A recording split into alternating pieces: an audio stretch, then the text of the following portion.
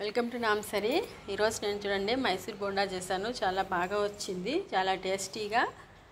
ఇలాగ రావాలంటే చూడండి క్రిస్పీగా చాలా బాగున్నాయి. చూడడానికి కూడా టేస్ట్ కూడా అలాగే ఉన్నాయి. అయితే ఇందులోకి నేను హాఫ్ కప్పు, ఒక 3/4 కప్పు తీసుకున్నాను శనగపిండి. అందులో 1.5 స్పూన్ బియ్యం పిండి కూడా వేసానండి. రెండు కలిపి తీసుకున్నా. అలాగే ఒక హాఫ్ కప్పు పెరుగు తీసుకొని అంత బాగా మిక్స్ చేసుకోవాలి. అలాగే ఇందులోకి 1.5 స్పూన్ బియ్యం పిండి వేయడం మూలంగా మనకి క్రిస్పీగా వస్తాయి పునుగులు. లేదంటే ఓన్లీ మనం మైదానే తీసుకుంటే చల్లారిన తర్వాత మెత్తగా అయిపోతాయి. అలా కాకుండా ఉండాలంటే కొద్దిగా మనము బియ్యం పిండి వేసుకోవాలి. బియ్యం పిండి వేసుకొని ఇలాగ చేసుకున్నామంటే రోడ్ సైడ్ మనం కొనేటువంటి మైసూర్ బోండా ఎలాగ ఉంటుందో అలాగే ఉంటుంది. చాలా టేస్టీగా ఉంటుంది. అలాగే ఇందులోకి పెరుగు వేసేటప్పుడు పెరుగు కొద్దిగా పులిసి ఉంటే చాలా బాగుంటుంది. అంటే మార్నింగ్ది నైట్కి లేక నైట్ది మార్నింగ్ అలా యూస్ చేసామంటే కరెక్ట్గా సెట్ అయిపోతుంది.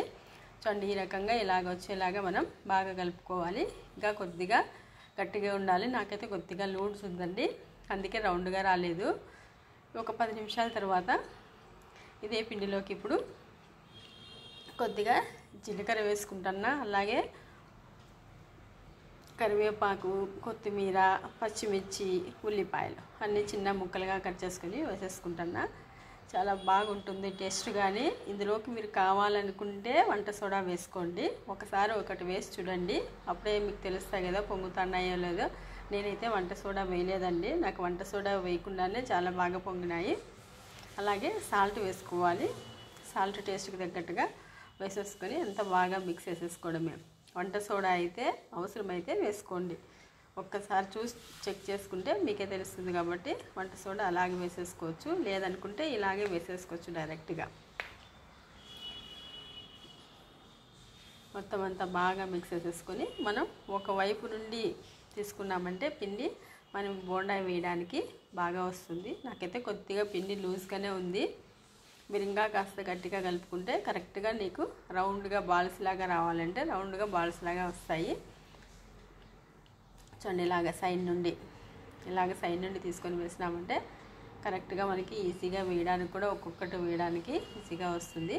ఇప్పుడు కడాయి పెట్టుకొని ఆల్రెడీ ఆయిల్ వేడెక్కింది. ఇప్పుడు ఆయిల్లోకి వేస్తాను చూడండి. అలాగే మనం ఇలా కడాయి పెట్టేటప్పుడు కూడా వెడల్పుగా ఉండేటువంటి కడాయి పెట్టినామంటే ఒకదానికొకటి అతుక్కోవు. ఇది రౌండ్గా ఉంది కాబట్టి ఇలాగ ఒకదానికొకటి అతుక్కుంటాయి ఈజీగా. కరెక్ట్గా మనకి ఎన్ని కావాలో అన్ని వేసేసుకొని మీడియం ఫ్లేమ్లో పెట్టుకొని రెండు వైపులా బాగా కాల్చుకోవడమే. చూడండి ఈజీగా నాకైతే ఈజీగా పొంగుతున్నాయి. మీకు ఒకవేళ పొంగలేదు అనుకుంటే కాస్త వంట సోడా వేసుకుంటే కరెక్ట్గా సెట్ అయిపోతాయి. ఒక 2 నిమిషాల తర్వాత చూడండి ఇలాగ అతుక్కున్నాయి కదా. మనము వెడల్పుగా ఉండేటువంటి కడాయిలో వేసుకుంటే ఇలాగ అతుక్కోవు. ఈజీగా మనం చూడండి అలాగా గంటతో రెండు వైపులా మనము ఒకవేళ ఉంటే అలాగే ఉన్నా పర్లేదు, లేదనుకుంటే మీరు సింగిల్గా కావాలంటే విడదీయచ్చు. మీడియం ఫ్లేమ్లో పెట్టుకొని బాగా కాల్చుకోవాలి. చాలా టేస్టీగా ఉంటాయి. ఇందులోకి పల్లీల చట్నీనో లేదా ఏదైనా పప్పులోకి అన్నంలోకి సైడ్గా ఏదైనా తీసుకున్నా కూడా చాలా బాగుంటుంది. వేడిగా మైసూర్ బోండా రెడీ. చెప్తాను కదా నాకైతే రౌండ్ రాలేదు, ఎందుకంటే కొద్దిగా వాటర్ వేస్తాను. మీరు కొద్దిగా వాటర్ తక్కువగా వేసుకుంటే రౌండ్గా వస్తుంది. అంతేనండి, మిగిలినవన్నీ ఇలాగే చేసేసుకోవడమే. చాలా టేస్ట్గా ఉంటాయి. మరి నా వీడియో నచ్చితే లైక్ చేయండి, షేర్ చేసి సబ్స్క్రైబ్ చేసుకోండి. ఇంకొక 2 నిమిషాలు మనం